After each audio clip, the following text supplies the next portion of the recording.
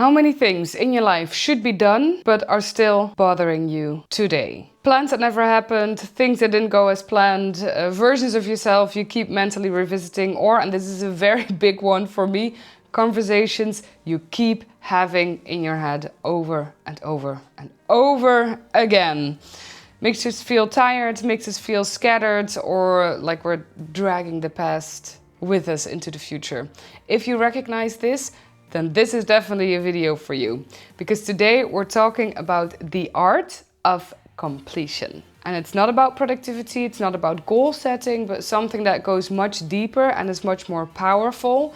It's actually a very underestimated skill within the personal development, personal growth sphere. Because without it, you don't move forward, you just move around. Completion is not about being done. It is a state of consciousness, it's a state of mind, and there is a few simple actions that you can take to practice completion or to make sure that you have this completion in your life. So that's what I'm going to talk about in this video. We're going to look a little bit into the science behind it. I'm going to explain a very simple but powerful tool that you can start using today yourself. And I will share a personal story with you about how completion is a bigger theme in my day-to-day life, and especially around these beautiful Christmas days. So we'll dive into that in a bit. About completion, it's like I said, it's about creating space and order in your inner world.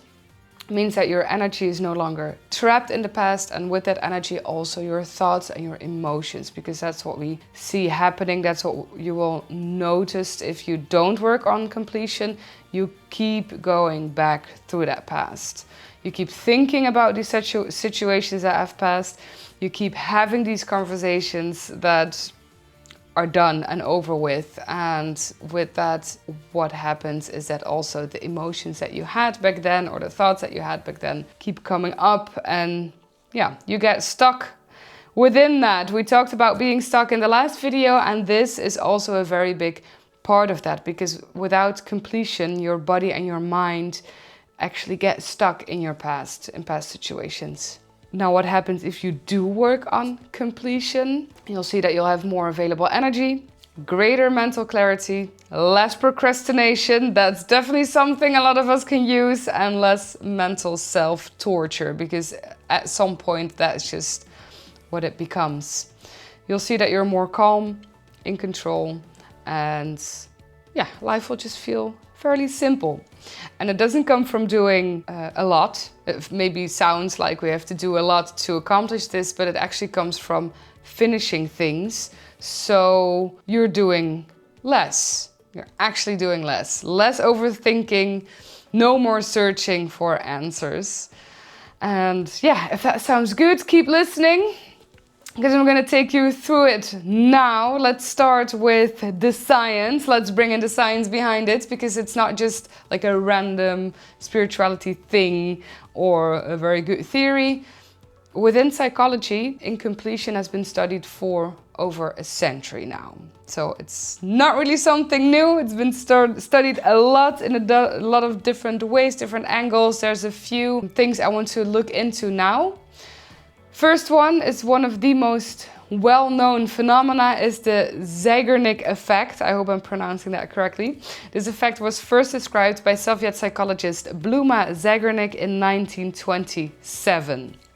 So she got inspired to study the phenomenon after her professor noticed that a waiter could remember all the details of orders that were not paid for yet. Could like sum them up and knew exactly what was on the bills, but as soon as the order was paid, they couldn't do that anymore. Then the information was just lost. What this means is that your brain keeps unfinished tasks and unresolved experiences active in your working memory, because our brains are like a computer. So until you're done, or you've made the decision to be done with it, it will be active in your working memory, like a program that just doesn't want to close or doesn't close on itself. If you're interested, by the way, in this research, links are in the description of some papers explaining this, and also from the things I'm going to talk about in a minute. If we look at our brains like a computer and these programs will not close by themselves, what does that mean in your day-to-day life? Because these open programs, they consume a lot of your attention. It means you will get distracted by them. They drain your cognitive energy because there's only so much focus that we can have. So you'll see that it becomes very difficult to keep focused on your day-to-day life, on your work, on the conversations you're having now. Sometimes you'll just get distracted by these conversations from the past and they take up space. It's very difficult to focus on both those things at the same time. So it will also increase stress, mental fatigue, and in the end, if you keep it open long enough, if you keep this going long enough, it will end up in physical fatigue as well. So if you look into a bit more recent research in the cognitive psychology, it shows that unresolved goals and emotional experiences increase rumination. So that overthinking, again, anxiety, of course, sleep disturbance. So what we see is that your brain becomes at some point incapable of shutting down. So then you won't be able to sleep anymore. And that also ends up in decision fatigue. We just don't know what to do, don't know where to go. We're circling back to that feeling of being stuck we talked about in the last video. So in other words, your brain doesn't care whether something is important or not in life. It only cares about what is incomplete and what stays open. Another study, 2024, again, find the link in the description, to study on cognitive load and emotional regulation, and it showed that people who regularly practice reflection and closure, so it was different things like doing completion tools like I'm going to talk about later in the video, but also things like self-reflection and meditation, stuff like that. Just having these moments on being actively involved in completing these incompletions. What they experienced was a higher emotional regulation, greater sense of agency, and more motivation for future goals. So that is something that I want, and I think you want as well. Go check out this study.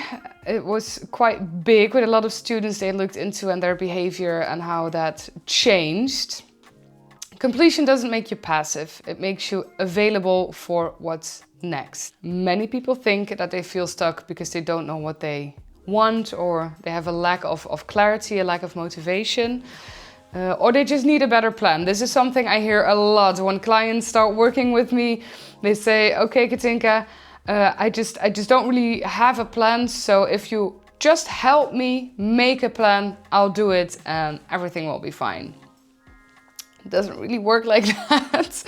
But very often people feel stuck because they're just carrying too much unfinished business from the past. If you look at your life, there's a few signs of incompletion. If you're wondering, is this a topic in my life or not? Replaying conversations, like I've mentioned a few times now, that's a very big one. Waiting for closure from someone else. So if you find yourself waiting for somebody else to come to you and finish a conversation, if somebody made a promise and they didn't come through and you're still waiting for them to come to you and make good on their promise.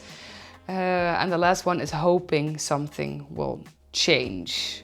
Also very big incompletion. Basically what I always say, it's these things. If you catch yourself thinking a lot in could've, would've, should've, or if you see yourself sitting, waiting, wishing, then there's incompletions in your life and we need to start working on that.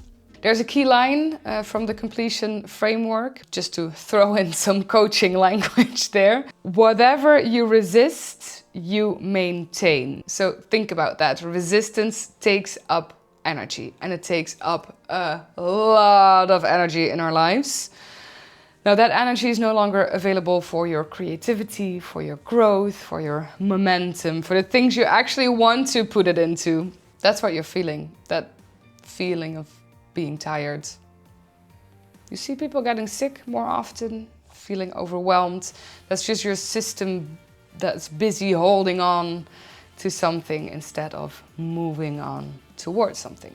Now, let's look into a simple way to change that. I promise you, if you watch this video, you can make a big change in your life today. And this is what we're gonna do. I'm gonna explain to you the 3C tool. It's a very simple tool. It's just 3 steps that you can take that will help you complete an incompletion right away. This is something that is not standard part of my coaching route. But I'm gonna be honest with you, 9 out of 10 clients that I work with, within 2 or 3 sessions, I bring this up and we start working with this tool. And it's something that I use myself as well. In my day-to-day life, a lot of the times for me, it's definitely those conversations I keep having over and over again when I'm in the shower and I'm having this conversation and this thought of, oh, you know what I should have said, you know what I should have done. And it's kind of like this movie I keep playing of, oh, if I would have said that, then this is how the situation would have ended up with. There's no point because these situations have been over and sometimes for years even. But when I notice them coming up, I know there's an incompletion there, and this is the tool I use to see what is there and what am I going to do about it. Okay, first of all, completion doesn't happen by time. So if you're waiting for I know time heals all wounds, but it doesn't heal your incompletions. So if you're waiting for something to happen, you can wait for a long time. Completion happens, it's a choice. It's a decision you make and it's an action you take. So there's different ways of doing this, and the 3C tool, the 3 completion tool, is one of them. It's one of my favorites. And you can use this whether it's something that is incomplete for yourself. So maybe a goal you haven't achieved, or a promise you made to yourself and you didn't do, or you know, something that is on your to-do list that is just not working out. But you can also use it if it's an incompletion caused by somebody else. So these are, like I said, the conversations that somebody's maybe not having with you, or a promise somebody else made to you and they didn't come through, and that leaves an incompletion in your life. You can still use this tool. You can do it yourself, you don't need the other person there. That's why it's so powerful. So step 1, acknowledging. Acknowledgement means stopping the fight with reality. It doesn't mean that you have to agree with the situation. It doesn't mean that you have to like the situation. You just have to own what it is. Acknowledge what is there. Get rid of all the stories around it. Get rid of all the opinions around it. Just see in reality what is the situation, or what was the situation at that time that you got stuck in it. When you acknowledge this, you stop leaking that energy to resistance, because that's what these stories are, right? You have resistance against the reality of something, because usually it's very painful, and we want to make a change, and we try to do that by making up stories around it, or by trying to think of ways to change the situation, even though it's in the past and it's already done. And that is resistance, which keeps you actively in that situation. So ask yourself, what am I still arguing with internally? Find an answer to that question, and that is the reality of the situation. As soon as you stop resisting it, mind space will open up again. You'll see, if you just acknowledge the situation as it is, then that's just facts. There's no emotion there, there's no thoughts there. It just is what it is. Step 1, acknowledge the situation. Step 2, this is a very big one. This is one of those, simply said, not so easily done. Letting go. It's a very big one. Letting go doesn't mean giving up on something in life. It means giving up on holding on. So let me give you a few examples.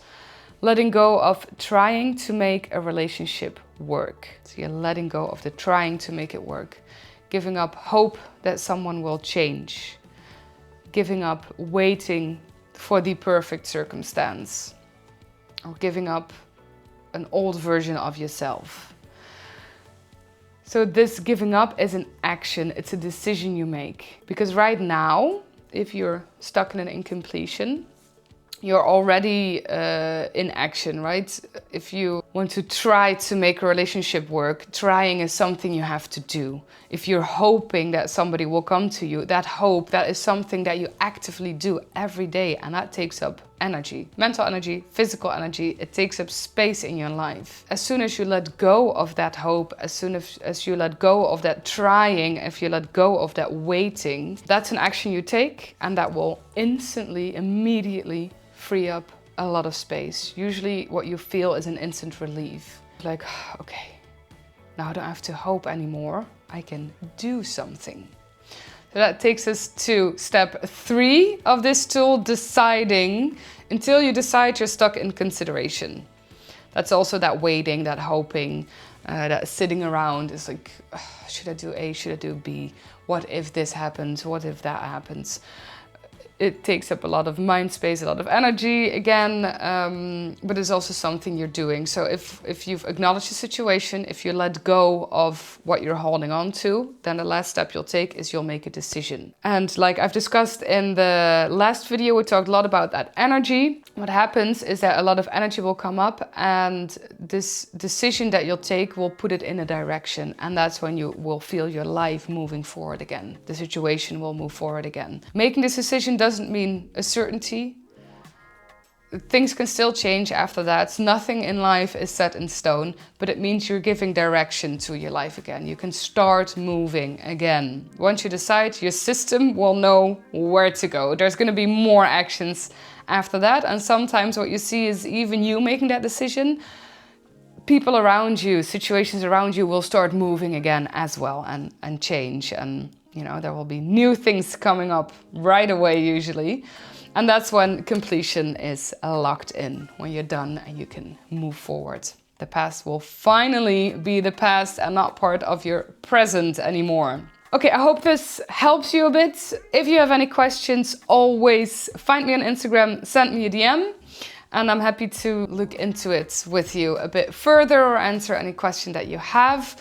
Last thing I want to do is take some time to share my personal story, like I mentioned already, and like you see, I don't know when you're watching this video, it could be a bit later, but we're moving towards Christmas. If this video is online, it will actually be Christmas. So that is what I want to take this last part of the video to share my personal story of incompletion, why it's so important for me, and especially in this time of the year, because in my family, Christmas is built around completion. It's also why I wanted to take this week or this time today to talk about it. We're in that phase again of moving forward towards the next year and leaving this year behind. So this is a process, right? It's not about perfection. It's not about doing good or doing something right, but it's a process that we're in. And what I see with my family is that we don't make this reflection of the year better than what it is or what it was. There's just a lot that happened. Every year there's a lot that happened, and we acknowledge that with love, with respect, with a lot of gratitude. It's just another year we got to learn and we got to grow. So what we do is we sit together, we reflect on the year, we talk about what happened, the good, the bad, the beautiful, the ugly, especially the unexpected usually comes up. We name these things, and we mainly acknowledge the lessons that we've learned, you know, or the lessons that we are learning right now, just the growth that we've experienced. I love this moment because it makes you see how far everyone has come again, the changes we've all made throughout the year. And after that, we set our intentions as well for the next year. And that comes not from a lack of something, a dislike towards something or someone, but it comes from gratitude, love, and usually a lot of excitement as well.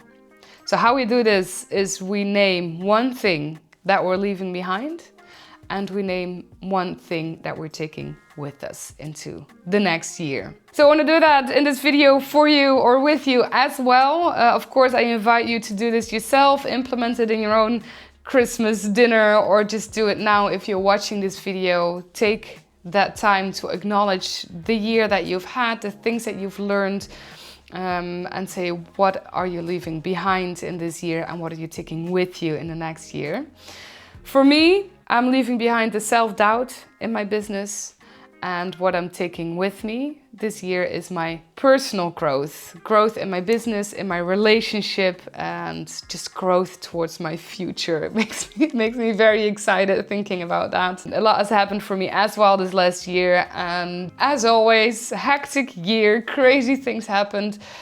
But now reflecting on it, I'm really grateful again for everything that has happened. Also for the business to be where it is now, for me to keep being able to help all of you out with these topics and help you implement it in your life as well. Yeah, so looking at this ritual that we've been doing. So it started with the gratitude exit, like years and years ago when we were younger. That's what we did. What are you grateful for? You know, I think that's kind of a standard thing we do around the dinner table, or at least in the American Christmas culture.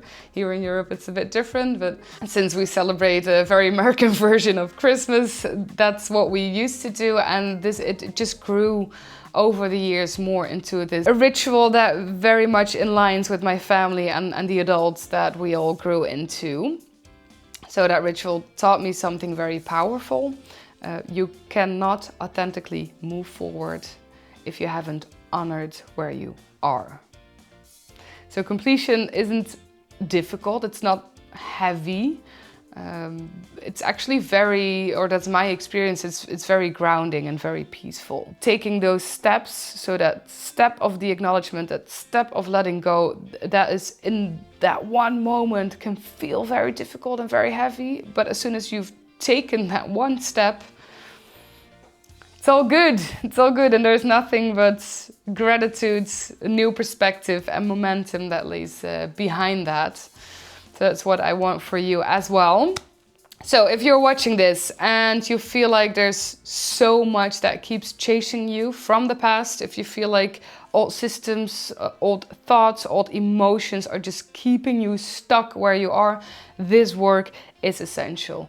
Start looking into your incompletions and work on your completion. Take that action. It will give you so much in life. Because let me tell you this, you're not behind, you're just carrying too much with you. There's too much weight you're carrying with you, and that makes moving forward very difficult. Too many open programs, I would say. To sum it up, stop dragging the past into your future. It will free up a lot of energy for you. It will have you regain clarity in life and just make you feel ready again. So if this resonates with you, if you feel excited to come to that point as well, if you're ready to get rid of that load from the past, if you're ready to start completing all those incompletions, find me on Instagram, follow the Reinvention Project there, send me a DM, let me know that you're ready to close a chapter, tell me that you're ready to move forward, and I will get you there. I will help you, I will be there right by your side, and we can start today. Momentum doesn't come from pushing harder, it comes from finishing what is open. Have a wonderful Christmas if you're watching this during the holidays. Have a beautiful New Year's if that still needs to happen. I will see you in the next one. Find me, DM me, let's get this going.